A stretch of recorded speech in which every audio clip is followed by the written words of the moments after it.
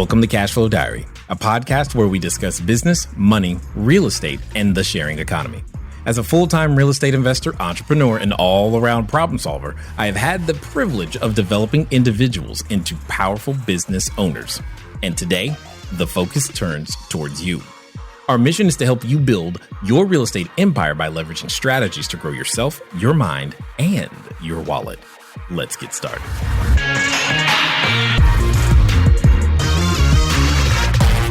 Tyler says, can you talk to us about the changes you made with NPP and what had the largest impact on your bottom line? Can I? Yes, go for it. Okay. Yeah, I just want to make sure I can. Or you? Yeah, yes. Well, how about both of us? We can both do it. Yes. Okay. So Tyler is, I believe, is referencing a post that I had put in both the Mastermind and Mastery groups. So the basic premise of NPP is understanding your exact expenses on a per unit basis so that you can ensure that the lowest rate you set is a break-even rate at the occupancy which you wish to achieve. Meaning, if I want to achieve 85% occupancy, for us, our lowest rate is a certain amount versus 95% occupancy, for instance. So anyways, what I found in doing that analysis was that our units were by and large overpriced anywhere from $7 to $15 a night. And while that doesn't seem like a big amount to you, it makes all the difference in the world. So we changed our ranges and our targets in our pricing software, which is Price Labs, to, I believe it is 75 on the low. Does that Which sound one? right? Which location? For Costa Mesa, one bedroom. Where I break even. Yes, was the break even where I had it at 85 previously. And then I believe it was 115 as the base. Something of that nature. That sounds right. And anyways, a couple of things that does is it encourages longer bookings, which erases vacancies, and it also lowers your operational expenses. And it probably, this is more a correlation that I'm drawing more than anything, but it probably lowers your maintenance cost as well, because you have a person in there versus 4 or 5 people cycling through over the same time frame. Now, you're kind of asking two questions, and I don't know if you intended, because you said what had the largest impact on your bottom line.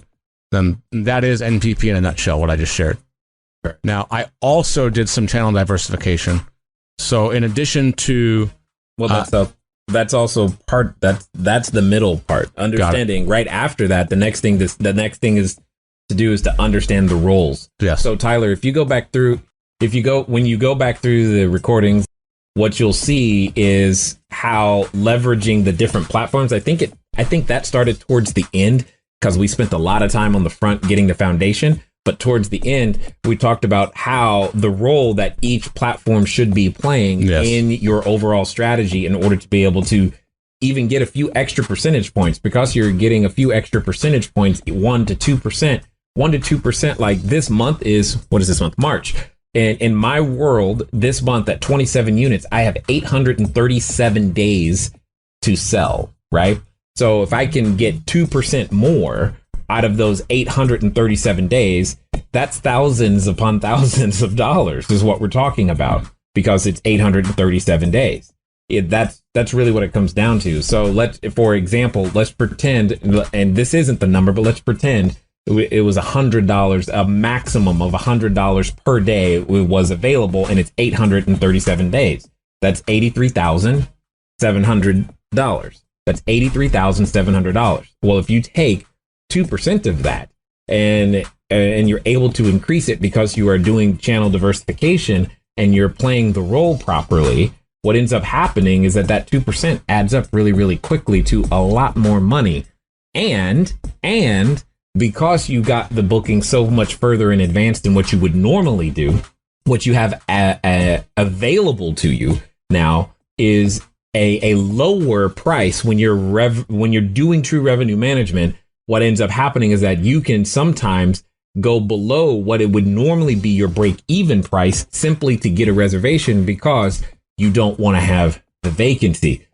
All of this, when worked together as a cohesive strategy, means you should be taking home between an additional $200 to $400 a month. And per unit. Yeah, per unit. Yeah. And that's really what, that's what you're hearing. And then as far as channel diversification is concerned, super high level. We went from being on Airbnb to being on Airbnb, HomeAway, Booking.com, and having our website dialed in. Pricing is slightly different across those three, and when reservations come in is also different. Yep. So I get way more last minute reservations at through Airbnb, and because they're last minute reservations, the price is lower. HomeAway is the middle of the road. I typically get reservations anywhere from 2 to 4 weeks out, and I get more domestic reservations with HomeAway than international, and then Booking.com, I get more international reservations. They're much further out, anywhere from 2 to 6 months out, and they're much more expensive as well. So the average price break would be something like $115 on Airbnb, $140 on HomeAway, and $155 to $160 on Booking.com for the same rooms.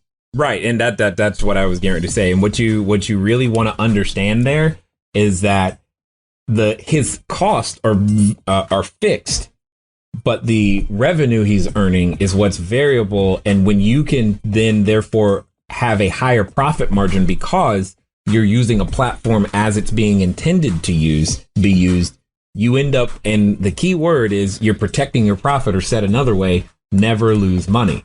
So some of you may be getting some of these fat, juicy reservations, which is awesome. But then when it comes closer, you're still only hitting 60 and 70% occupancy, and you're letting, 6, 7, 8, 9, 10 days go vacant. And you're like, but I got these really great, other reservations. Well, you should be trying to break even at best, at worst, to what it comes down to, trying to break even on those 10 days you would have ordinarily had vacant. And if you did that, you would be protecting that profit where you did make your 60% net profit margin on those days where you got those very nice reservations. And that's an understanding how all of that works together and systematizing it.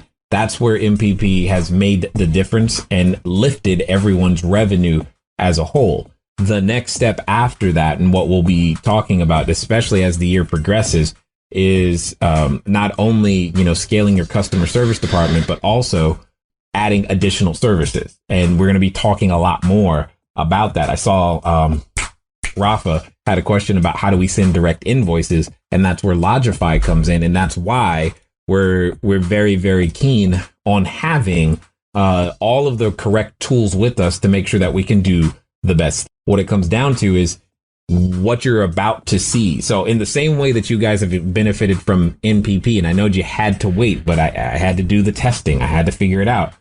You're going to benefit from, again, higher revenue from learning how to sell additional services. And all of that's going to be plugged through Lodgify. And it's another way of saying you've seen, like maybe Las Vegas offer rooms for $29, but yet somehow that hotel is still profitable. Well, imagine being able to do something similar and being able to manage your revenue. And I'm not saying go offer your room for $29, but what I am saying is imagine being able to totally do 100% occupancy. What it comes down to, though, is when you can manipulate your revenue because you know where your sources of revenue are, what'll happen for you is you'll end up with more money and you'll be able to provide more services, more value to your customers as a whole. And that's exactly where this is going. I mean, you're excited about the room rate and the profit you've been making from that. That's cool. But what if you started adding just an extra $500 per unit because of additional services? You're going to lose your mind. And that's exactly what we're talking about. That's really where the money is, right? And then learning to take that to direct booking and learning to take that to like direct bookings through corporate. So, I mean, yeah, you'll see. It's all good. Guys, it's been fun talking to you today. I appreciate you guys giving us the opportunity to influence you ever so slightly.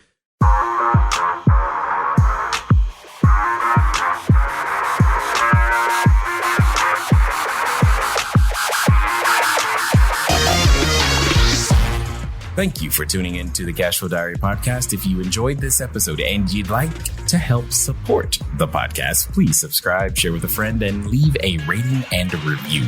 If you'd like to keep the conversation going, head over to CashFlowDiary.com to sign up for our email list, as well as check out all the links and resources in the show notes. Thank you again. Until next time.